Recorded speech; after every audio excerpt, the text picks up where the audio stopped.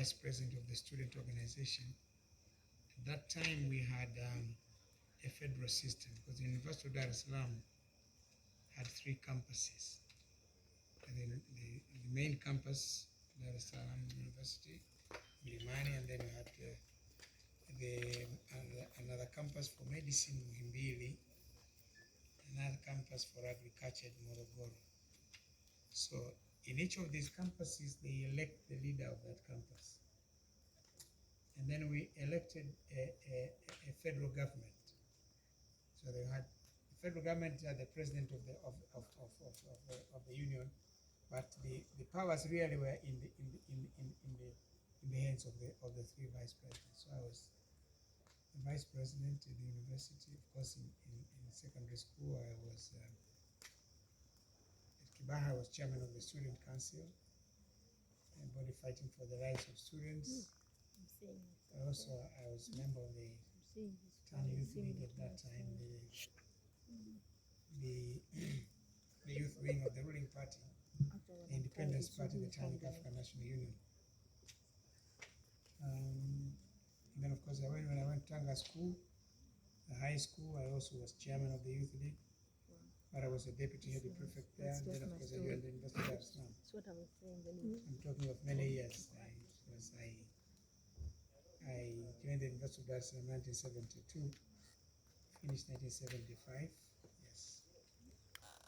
From there, of course, I was taken to the party. Hello. And how it happened, you know,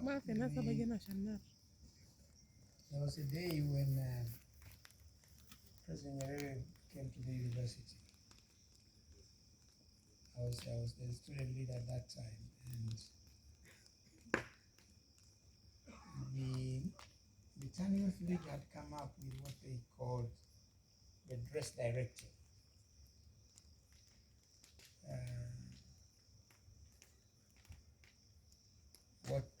What people should wear, which is being considered respectable. Was in heshima na sisi kwa na heshima. And so they distributed posters nationwide, and Dar es Salaam we had a place where we call the war literature. So they posted that, and I think one of the students, crazy one, wrote upuuzi wa Kawawa, the foolishness of Kawawa was the vice president at that time. So one was very angry with us. So he summoned the leadership of the youth organization at the university, the leadership of the student government. So we went there, the State House. Oh, it was so rough. It was very rough. He gave us a dressing down. He was telling us, look here, kids are not at the university.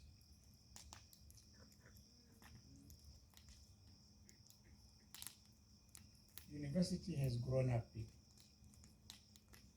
If you are a child, you would be in primary school. So he says, I don't expect people at the university to write insults.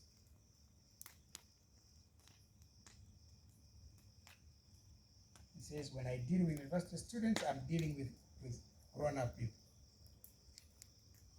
It's not a question, oh, you know, we did not know, we are still children. He said, no, children are not in university. Children are in primary school. So that's how he started. And of course, we spoke about so many things. And then after that, you know, he was a man of great moods, you know. So when he was talking to us, he looked very, very angry with us. Then after he finished, he said, okay, fine, you guys think I have answers to your problems in my pocket. Now today, tell me all the problems that you have, you want me to solve. So then, of course, we started, but he was very angry, so we were almost trembling, we were shivering. So how do I say? So many people try to avoid saying the things that they think he may get annoyed further. So after that, then he said, okay, fine, we finished. He said, okay, let's go out. So we went on to the other side of the State House. Yeah, and then he said, okay, fine, you guys take a drink. So some of them said, no, if you drink beer, drink beer.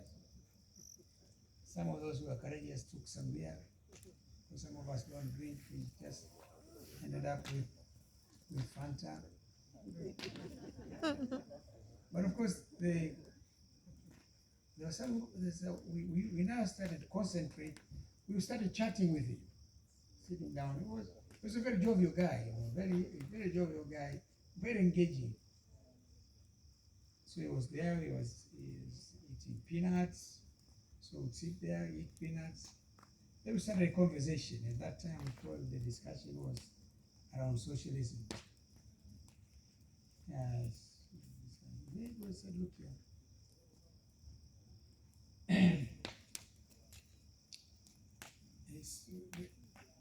So there are a number of things which struck in my mind, because when you have conversation with these big people, and there are things that you learn. He said, one thing that you guys must understand in the power theory. Who has the power? Because you guys are just theorizing. Power, the masses, and so on. It says, look here. There are three institutions that has power. First is the military. It's true. The military has power. They can say, you guys behave, or else we pull the trigger, you guys will behave. Unless you choose to die. And they will not care, they will just kill you. This is it. And the second group that has power is the government bureaucracy. They wield a lot of power. The thing they want will happen, the thing they don't want will not happen. We have the regional commissioner there. He has the regional regional administrative secretary. If the regional administrative secretary says no, the regional commissioner will do nothing. Even if he wants it. I've been minister, and there are times my biggest problem has been with my permanent secretaries. They will simply say no. There's standing orders, the financial regulations, the this and this. They will give also say, if you press them further, say, well, we want to seek legal opinion from the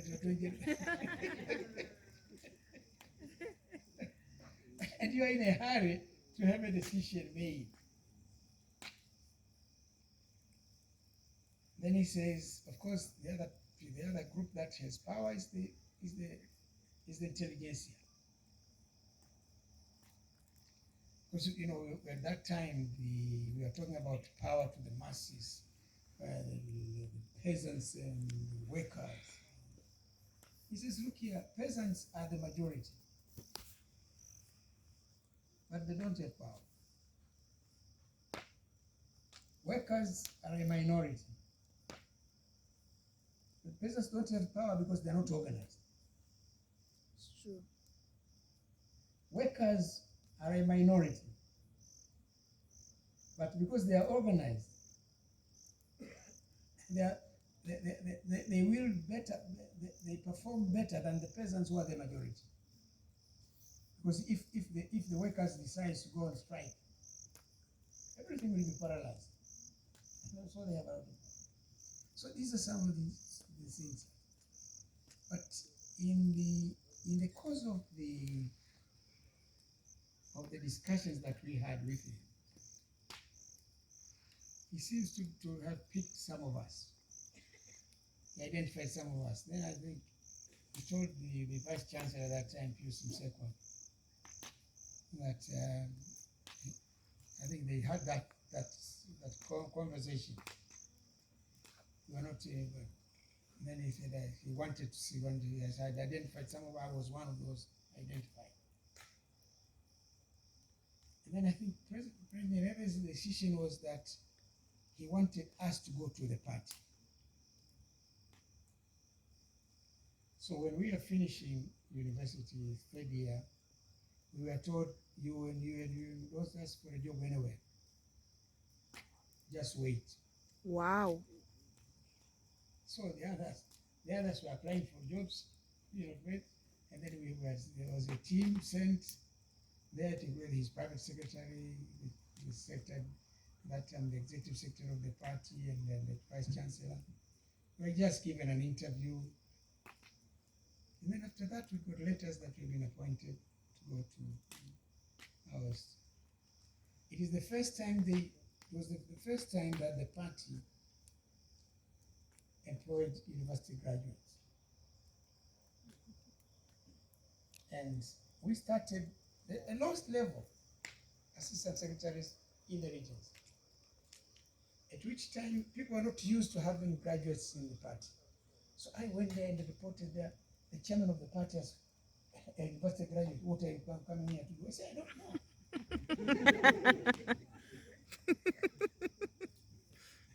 He calls the executive secretary tells him, people need assistance. We bring you an assistant, you're asking what to do.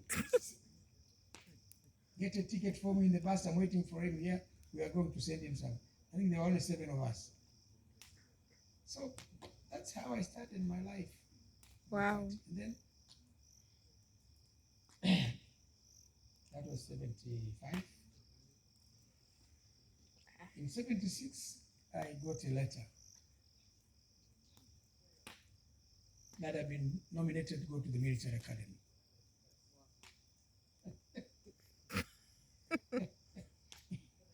It's another profession now. So I go to the academy here. You have an academy here in Monduli, famous one. That is in a military academy. So I go there, I did my FC cadet, became a lieutenant. Yes. And then they 1977 they merged TANO and the ASP from CCM, the new party. I was appointed to go to Zanzibar. And the second had the chief executive secretary, that was Kano Ayubu Siba, and I was sent there as his assistant. So that's it. I stayed there for 3 years, come back to Dar es Salaam, stay there for 1 year, Tabora, went back to the military. Tabora went to Nachingwea, party district party secretary, in Masasi, nominated a member of parliament, became deputy minister, until I became president. So that's my life, yeah. So this there's nothing. There is nothing I can say.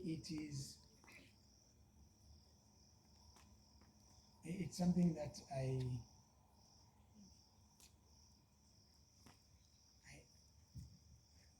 there are people somewhere who are seeing what I can do. Of course, with the presidency,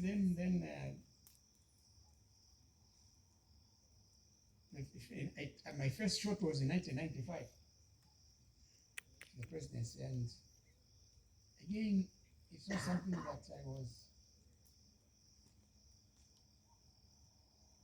was very keen on.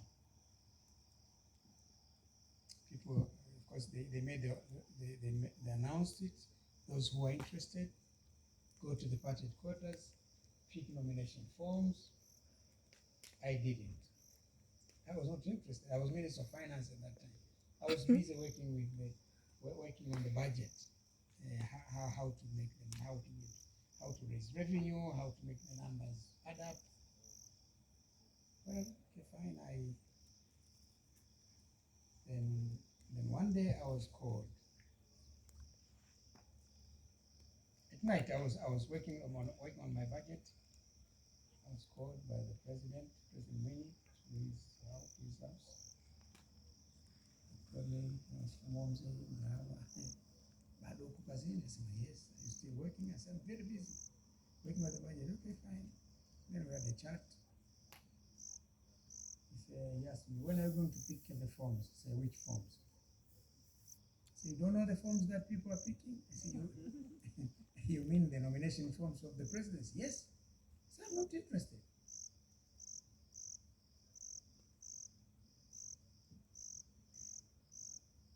He says, but at times those who are interested may not know that they are good for the job. So then we had a lot of argument. And at the end of the day, he told me, listen, we had a chat with the President Nyerere, he was here, and we agreed to go and pick up the form. I said, okay, I've heard you. So I left. I think President Mwinyi thought that I was not convinced. So he sent my friend, Abdurrahman Kinana. At that time, Kinana was Minister of Defense, I was Minister of Finance. So he came there, and it was at night, I was still in the office working. The secretary says, Kinana is here, so we fine, come in. And at that time, we had brought back our troops from Liberia. They went there for peacekeeping. So I said, I gave you money for your people, and because we were asked to send troops to Liberia. The Americans came, convinced us. Then we sent our troops there. They said they're going to do all the logistics. Then we sent our people there, and then there was nobody to pay them. So as they were coming back, Kenana came to me and said, look, there was one country, I don't want to mention the country, that they sent troops to gain the ECOMOG, and then after they were not paid. So when they came back home, they went to the State House. They were demonstrating to go to the State House to ask for their money. They found that the president ran away. SK was in hiding. So they went there, he was not there. They declared one of them to become president. That's why someone became president. I don't want to mention him. So Kinana was telling me this story. He said, okay, don't cause trouble for us. Then I gave him the money. So I said, I gave you the money. What else do you want? He comes there, he says, have you been to the president today, this evening? I said, no. Because for me to go and see the president, my fellow minister had nothing to do with it. Why should he know? The issue is they need to know. Does he have to know that I've been to see the president? No. So I simply said no. Then I knew that somebody had sent him to ask me and try to convince me. But the way he started it, and he was not honest enough now to reveal that I've been sent to tell you. So he just said that, okay, fine, if you went or didn't go, but what you were told, take it seriously. I said, okay, fine, go. So Kinana left. Then I go home in the morning. I had a visit early in the morning. My son comes, Dad, there are visitors. I come down. Because I came late from the office, I was wearing my training shorts, tracksuit.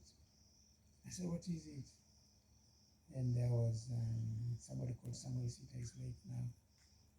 I was Edward Loasa, and there was Rostam Aziz. He said, we have come here now to talk to you about the presidency. So what is it about the presidency? So we want you to go and pick the forms to vie for nominations in the party. I said, no, I'm not interested. So, but as I was saying, my friend Edward is interested. Take him. Edward say, I can't go without you. So we going in a long track to the accused. Okay, fine. Because yesterday night I had this lecture. Then Kinana came. And then in the morning the three guys came. So we agreed, okay, fine. He said, okay, now we are going now. And I said, look, I'm Minister of Finance and I have to present the budget in the coming 2 weeks. So I don't have time for that. He said, we'll make all the arrangements. And in that time, you know, you have to get nominations. You have to be nominated in 10 regions. That have to have about 250 people supporting you. And I don't have the time to go around because if I decide to go around, then the country will not have a budget. So, but then they said we made all the necessary arrangements. Okay, fine. We went to the normal people. After that, then they said, okay, let's go to see President Nyerere. He had come from Butiama, let's see President Nyerere, and to inform him. So we went there. I used to go there frequently. So when he saw me and the others, he said, Jakaya, today you brought in so many people. I said, no, it's not me, sir. There's this old man here. There's someone our brother. He explained to him after that. And Nyerere said, now we have an election process. So we went to Dodoma, we came back. And the process then was, there were 17 of us.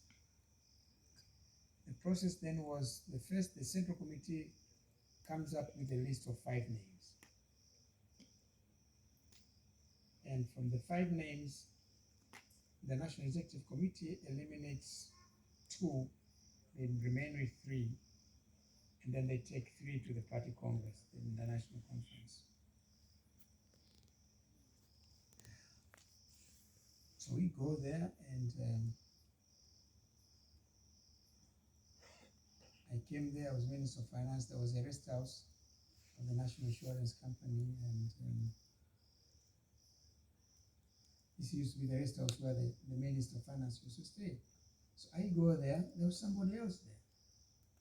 One of the presidential candidates, the chairman of the National Insurance Company of the board, had a candidate, so he decided to put his candidate in the rest of the Minister of Finance.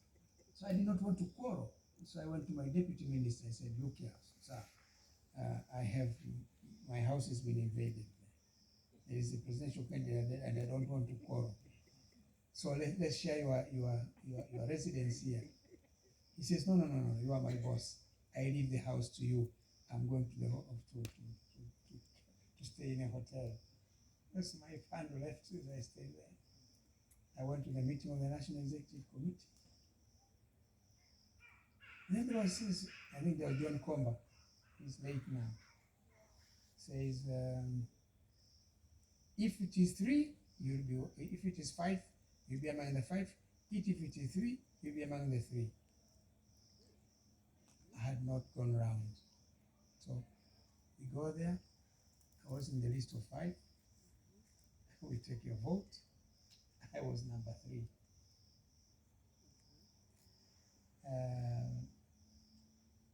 Joseph Warioba, who was the Prime Minister and the first Vice President, was not in the list. We had Pius Msekwa, who was the Secretary General, at some point Secretary General of the party, was not in the list. So there was Cleopa Msuya, the Vice President, Benjamin Mkapa, and I was number 3. So I was happy that at least I'm number 3. So then after that, then you go to the Congress. You go first round. We voted, and then we went home for lunch because they were counting the votes. And when we were there, so we have been called, they're ready, but I think we have won. So the young people are so happy. People like you are age now. They are so happy now. We are taking over this country. So we go there. We go there and say, no. There's not been an outright winner, there's going to be a runoff. at that time, in the regulations, these were just primaries. They were preferential votes. There wasn't this conditionality of over 50% vote. So it was made there. So then there was a lot of noise. Young people saying, no, no, no, no. Why did you change the rules? We have won, we have won. But I said, no, no, no. Then we went to the second round. Then President Kappa won. Yes, he won. He was number one. He came number two. And who was the sitting vice president then, the prime minister, was number three. So he had to be eliminated. You can see when you have these transparent systems. Yeah. Transparent systems, James we were lost. And the only two was Benjamin Kappa was Minister for Science and Technology. I was Minister of Finance. So then we went to that. I lost to President Kappa, I think, by 50 votes. I don't know. So then he was nominated. But when his name was announced, there was a lot of, you know, because when they announced the winner, you know, you expect people to stand up and cheer up. But there was the response was muted. So I thought that if we left the Congress that way, we would have a divided party and we were going to have difficulties in the elections. So I spoke opportunity to speak, I spoke, I supported. That's when I spoke, that's when we had the whole Congress now cheering up, and that's how we started. So that was my first attempt at the presidency. And Kappa nominated me, appointed me to be foreign minister. I was there for 10 years. And then 2005, after he completed his term of office, now at that time I had the ambition now of becoming president. But the first one not, and I was dreading the idea. You know, I was really terrified when they said we had won. I was not prepared psychologically to react to that. It was just a group of young people, just like you guys, sitting down. No, we have to challenge this, and that. We have to take them on. So you go. But it almost happened. And at that time I was 44. You know, so I was trying to imagine 44, 10 years, 54. I would have left office very young. I would have left office very, very young. So then, of course, when after that, then I got the appetite of becoming president. Yes, I got the appetite of becoming president. So I spent the 10 years now scheming, looking at the policy options. If I become president, what I'm going to do, this. So came 2005. It was not easy, because the path to 2005 has been quite rough. Because after that, the 1995 event, then I almost became heir apparent. And so those who wanted me not to be one, tried it so rough. This is where I'm saying God was just generous. I just survived. I survived. And President Kappa really supported me. President Kappa was supporting me, because there was a lot of nonsense said about me, and he just brushed it aside. We went there, and this time there was no runoff. We were looking to get 900 votes, but if we got 900 votes, we would have won. But we ended up, I think, getting 1,200. So comfortable now. And Ahmed Salim was number 2. These are giants, you know. Yeah, and I was number 2, and I had another fellow minister, Professor Mark Pondosia, was number 3. So that's how I became a candidate and became president. So that's my journey, you guys.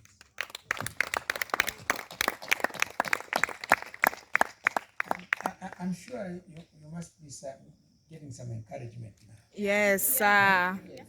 I got a lot of inspiration. I think one of the things that definitely stood out is just the aspect of service in your Yes. leadership. Because when you were speaking earlier about your university days, and you said that when an older person was speaking, that there are things that stand out. You mentioned that you decided not to go to a certain place because then how would the country have a budget? Or you made so many decisions based on serving in your office, and I think that's such an inspirational thing. Oh, I don't think I know. It's a very inspirational thing for all of us in our different fields. Whether you are trying to lead or you are already leading, that's definitely the direction that that's what we want to embody: servant leadership. My question is about Youlead. You so graciously accepted to take up this mantle of being a patron, and I think it's something that might be brewing in some of our minds. And what are your thoughts on Can you help on the me? future of My hands Youlead, are tied. on what you would like this youth forum, this summit, this Youlead to become moving forward? You know, of course, I was invited to the summit, and I didn't know. And then what for those who invited me had up their sleeves.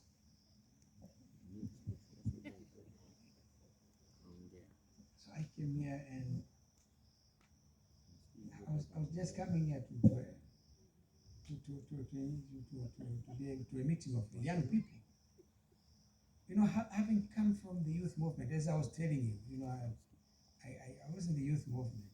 I've been, as I said, in secondary school, in high school, at the university.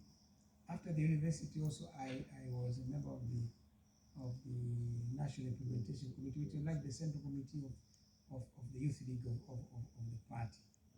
Yes. So I've been in the youth movement all my life, because to me I take my life in the youth movement as the main formative years in my political career. Yes. So for me, having that background definitely was something that motivated me to come to the meeting and at least sit down and chat.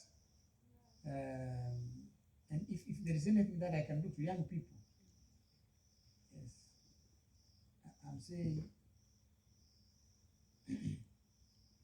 I'll be able to. I'll have to do that. You know, as I was saying, I didn't say much.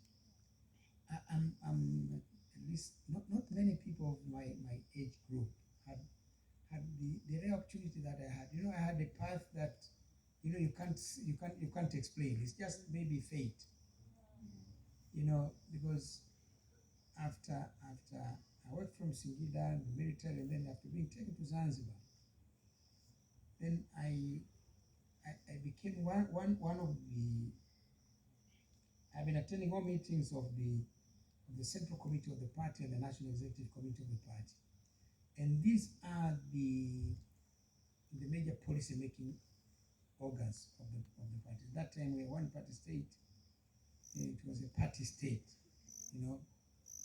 So all the decisions of governing the country have been made by the Central Committee.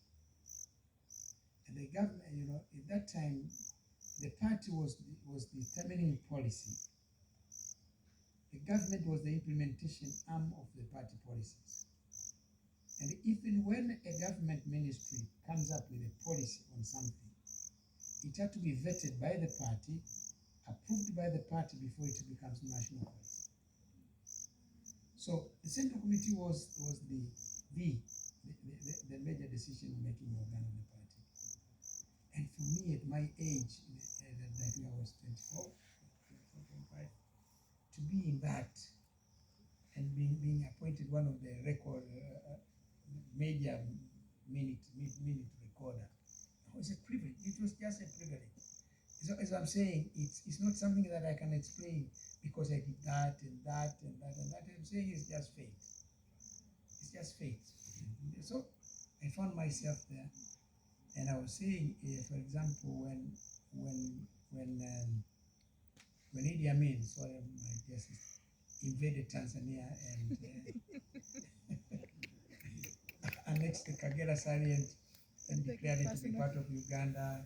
He was just correcting the borders with the colonials. The border should have been along the Kagera River. To make growing easy. Then what the president that guy did, was the president Nyerere convened a meeting of the National Executive, the Central Committee of the party, to brief them. So I was there. And so the chief of staff of the army, General Kiweru, was called to brief the National Executive Committee, the Central Committee, on the situation as it is and the preparedness of the TPDF to deal with the problem. Yes. So I was there, I was taking notes. And then after that, President Nyerere himself, it was the first time I saw him stand on a table with a map, say this and that and that. So after the meeting, it was at that meeting that he said, I'm going to declare war today.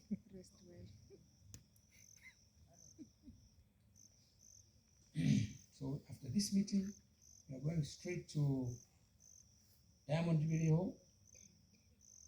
I'm going to declare war. But after that meeting, then of course the members were taking notes. Then he said, okay, fine. He says, Jakaya, collect all those papers that people have written. So leave them there.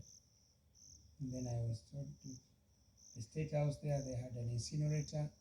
I went to incinerate, put them on fire, and then he said, bring the ashes to me.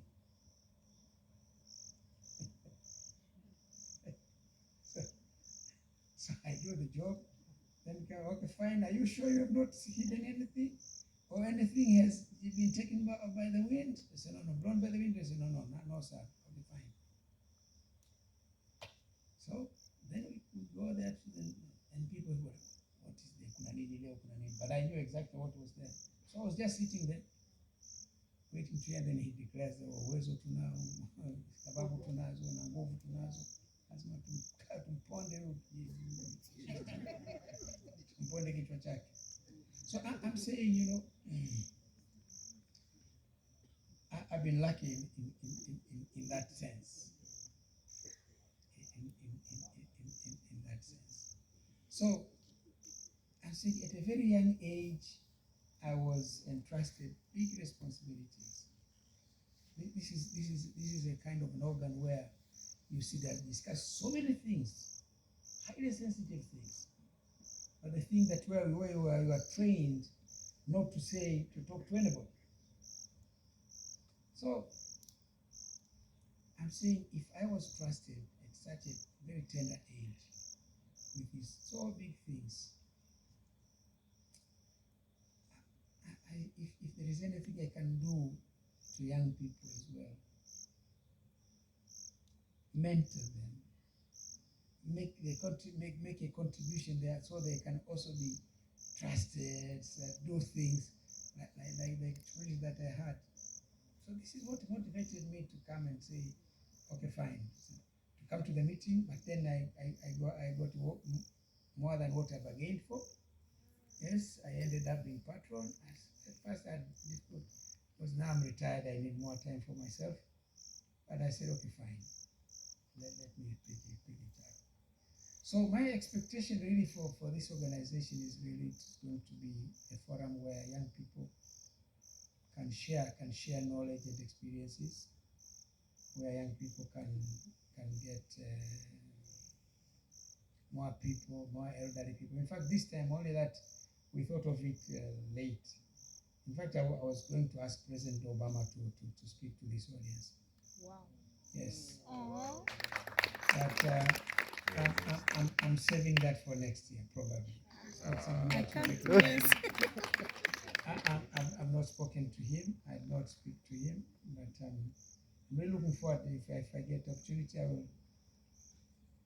I'll get a word with him, and if we can prepare in good time. When we thought about it, it was a bit late, man with a lot of programs, long programs. It's not like this in Africa where you just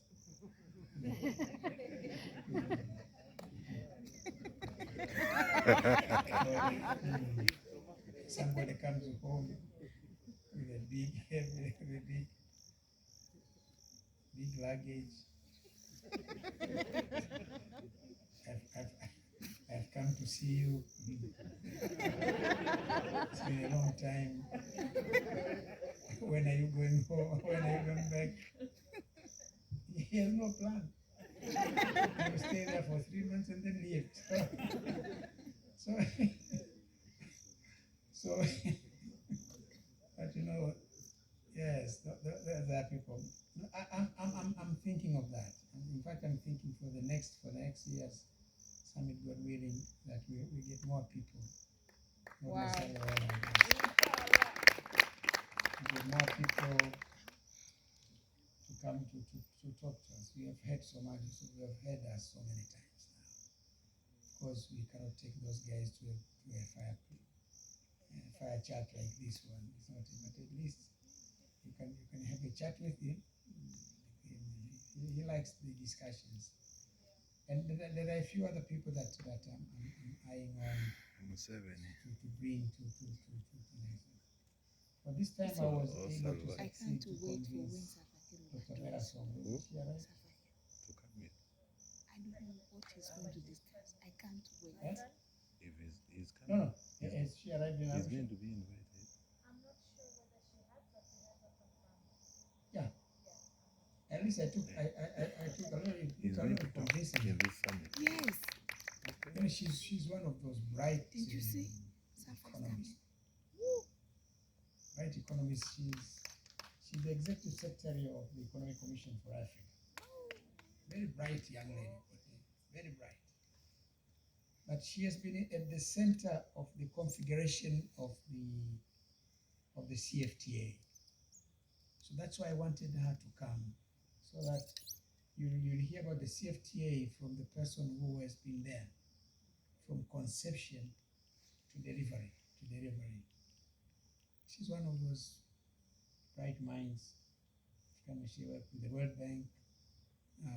She's with the UN, the Economic Commission for Africa. At least this one I got. But I'm thinking of for next year, so that I want you to get exposed to people who can give an impression.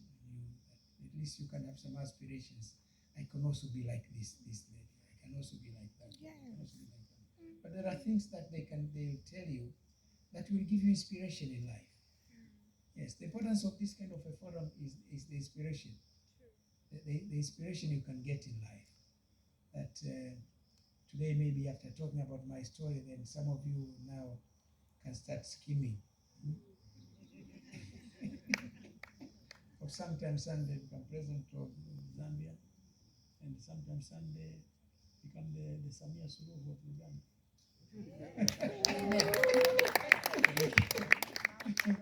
So I think that there's it. I find it to be a wonderful organization, a wonderful undertaking, and that's why we were gossiping. We were conspiring at the table with the Secretary General and Mama Kena there. We said, look here, this idea of calling it a summit, it gives an impression, a connotation of a one-off meeting. It's an organization for a meeting. But you guys need to do more than that. Okay. That after the meeting, you need to continue to work on a number of things that young people are involved. So if you can have a kind of an organization, wherever it is based, whether at the staff and community or it is going to be based here, but you have all the time, there are things that you continue to discuss. There is this one, there is that, there is issue, there is that one. There's always raising issues of education. There are so many issues on health, yes, on jobs, yes, on politics, yes. So you can, that's I'm trying to see with Youlead that you be an organization that has a life after the summit, not an organization for the summit, and an organization where you are yourself deeply involved in its mechanism, in its workings, and so on, with Mao McKenna and Ivan and the rest as advisors, advising you on how on areas where you think you have difficulties. So that's my ambition. I want this to be an organization where you have your own websites. You'll be interactive. Yes. You have your you become a group. Are you a WhatsApp group at all? Telegram. Yes. Yes, but chatting about what? You're chatting about the personal things, yes. But I want you now to be chatting about the things that emanate from your secretariat. Yes, the issues that you are discussing. You discuss issues, serious issues on how.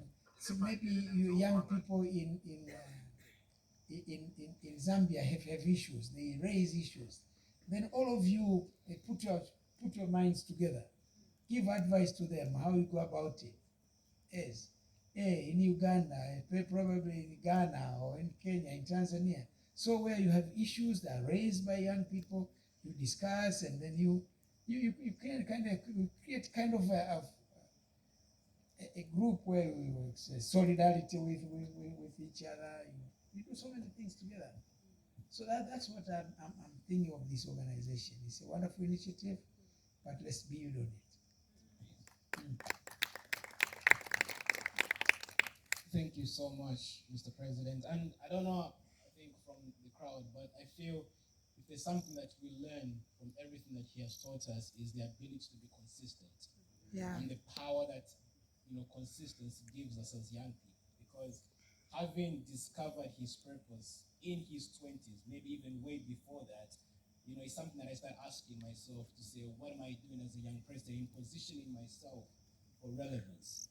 If I position myself for relevance in governance, in climate change, in gender matters, but I believe it's very important, just as we have been told, Kenneth Kaunda is normally referred to as Tata in my country, meaning father. And I can say the same thing to say EJakayaKikwete has really taught us something amazing that we all have to take up on this very night. Taking into consideration that this is not only a discussion for myself and Kemi, would love to maybe open the floor for maybe just 3 or 4 questions that can come from the my goodness. Open the floor for only 3 or 4 questions, maximum 4 questions that maybe can be please keep them short and precise. We don't want those big biographies. How about we start with this young lady who ran to the front? Help me.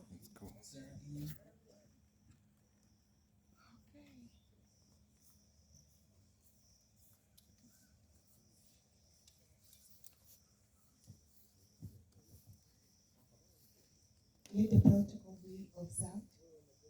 Thank you so much, Your highly excellent Jakaya. Sir, your story is so inspiring. I'm called Anna Maneno. I'm from South Sudan. Yeah. Anna Maneno. Maneno. Yeah. What does Maneno mean? You have no word. When Mom was pregnant, she went through a lot, and so she named me after the issues and the problems she went through.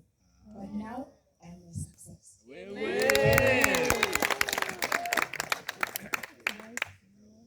Sir, it's a request, my first request.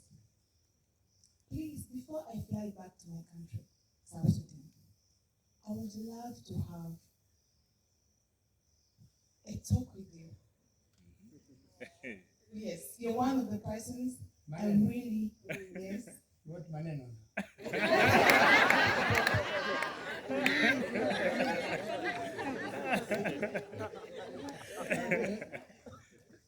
Yeah, I mean, you're one of the persons I've been yearning to meet. What political vision. It's a journey of leadership, right from childhood, in schools, and right now in the communities of South Sudan. Okay, fine. That one is granted, okay?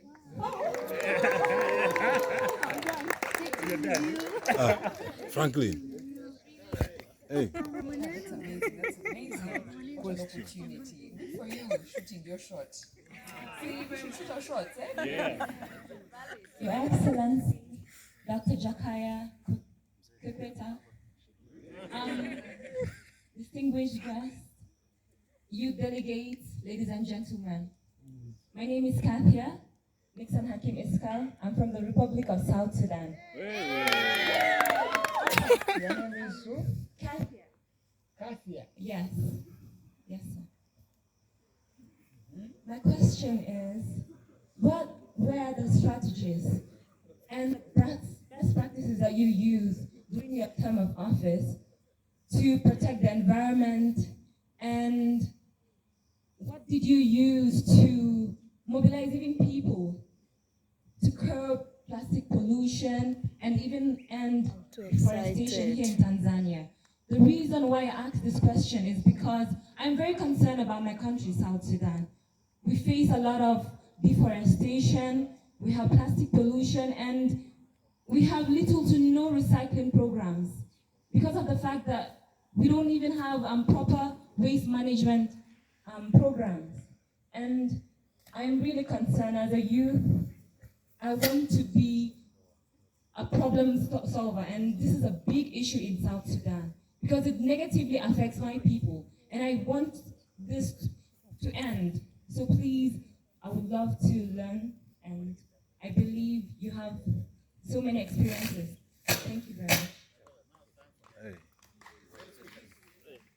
Okay. Let me switch this mic here. It's already. The next one. I'm following your lead, moderator, so you. Okay, let's go to the left-hand side now. Franklin, In how the about center, right? Yes. how about we have someone from Central Africa? And Uganda. Uganda is already here. No, I'm here. I'm right here. Asante sana. Your Excellency, former President of Tanzania. My name is Perry Sachs. I'm from Burundi. Perry Sachs. Very sad. Yes. Your Excellency, nataka muniruhusu nijitahidi kusema Kiswahili. Sema tu. Yo. Tafsiri. Asante. Nataka kujifunza polepole. Kama nasumbuliwa basi nitaweza kuweka Kiingereza. Sasa I am really touched with your history. Kabisa imenigusa kwa moyo sana. That's what we call Kiswanglish. Kiswanglish. Sasa nataka sasa hivi kama niko naangalia Afrika kwa sasa, tuko na shida kubwa sana. Mwaka wa 2016 nimewahi kwenda Marekani, nimepata mafunzo mbalimbali, lakini kama wako wanachagua project, wako wanaangalia project yenye hana nguvu, project ya agriculture and so on, vitu vya teknolojia hawaangaliagi. Na niko naona sasa hapa Afrika tuko na hiyo shida. President wa Afrika sometime wako wanaweka mbele sana vile vitu yenye havina nguvu kabisa. Sasa young we are today, what is our future? Kama mko mnaangalia vitu vyenye havina nguvu. Nataka nikupatie Your Excellency mfano kidogo. Mimi Burundi nimeunda mtandao wa iko social media. Nimeona kama social media zote tunatumia hapa Afrika zinatoka Marekani. WhatsApp, Facebook, everything. Nimejua nini sasa tuko tunatumia vitu vyenyewe vinatoka Marekani? Hatuwezi. Nikaunda sasa hiyo kitu. Nimekiunda hivi sasa, niko na watu milioni 10 kwa hiyo mtandao wako wanaitumia worldwide. Lakini kama naweka hiyo project mbele, watu hawaone kama iko na nguvu. Zingine ziko na nguvu ni agriculture, ni nini. Hiyo kitu yenyewe iko na raise up. Hiyo kitu yangu haweki mbele. Sasa Your Excellency, nataka utushauri. Na nimejua kwamba uko na historia mzuri sasa kwa nchi yangu, na kuomba siku moja ukuje pale. Ongea na watu pale, waambie angalia hivi vitu wenyewe viko na Sinasikia sasa Your Excellency. Na kitu cha mwisho, I'm sorry. Cha mwisho nataka tukimaliza hapa, unachukua muda mwingi sana. Namaliza Your Excellency. Kama unaniruhusu kabisa, nataka tupige picha na wewe selfie tukimaliza hii mkutano. Asante. Selfie kesho.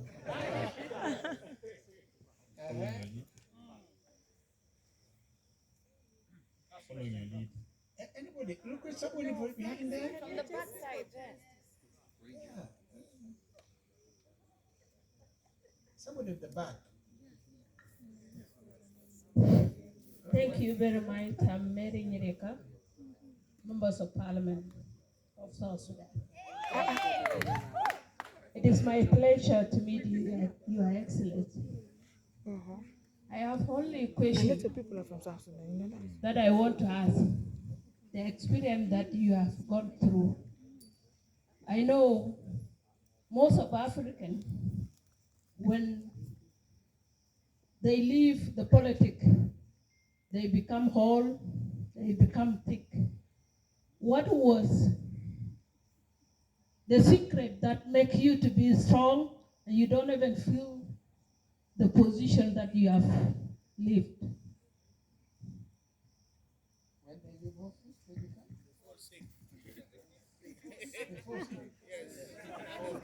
The secret behind. So because after I leave the politics, I want to learn how to be strong like you. You know, like I don't know all these members of Parliament. People are not asking. Hi team, kindly so we can get good representation and we don't have time because Mheshimiwa has to leave. So I want to do this. North Africa? Yes. Is there North Africa here? Yes. With a question? Okay, fantastic. And then Southern Africa? Southern Africa done. Okay. Are you sure? Where? Okay, no, I just want to do so we can just get a round of representation, kindly. Who else? Only lady. Not many. Uganda. Tanzania. Hello. Uganda. Perfect. Where's Uganda. Tanzania. Uganda. Tanzania. Uganda. Tanzania. Hello. Tanzania here. Uganda. You asked North Africa and there was a hand there. What's North Africa? No, he's not. He's not. Tanzania here. Okay. Uganda. Tanzania. Pardon? Yeah, North Africa is not actually North Africa. Is somebody there from Southern Africa said? Southern Africa, kindly. Okay. Uganda. West Africa. West Africa. They can come Uganda. Raise your hand. I can't see, so help me. Uganda. Okay. Fine. At the discretion, we're going to take two more. Uganda. So the gentleman standing in front of me. And where are you from? Sir? There's someone from Kenya. Yes, here. I'm Uganda. Here, he's standing. I'm Uganda. And one more, and then Tanzania, and then Uganda. Fine. My name is James Odhiambo. Hello, my name is James Odhiambo from Kenya, and my major concern, sir, is to request what is the role of this Youlead summit or forum since we came. What is the role of Youlead summit in promoting meaningful youth engagement on matters mental health in regard to work readiness among the youth? So we are looking at the situation whereby so many youth are undergoing through mental health issues, not madness, of course, but mental disturbance, and the issues around work readiness. How do you prepare the youth at the time of transition from school to work? Thank you so much. Thank you. Uganda. Okay, Yeah. sorry, he had his hand up. I saw him first. So Uganda, and then the last one, Tanzania, and I'll take a lady from there. Thank you so much. Sir, my father, I am an alumni. I was here in 2017. I got motivated. And this year, I stood as a chairperson of our division. Your name? I'm called Mwaka Benson. I come from Uganda. Mwaka Benson. Yes. So I'm really very happy to see, to share. Actually,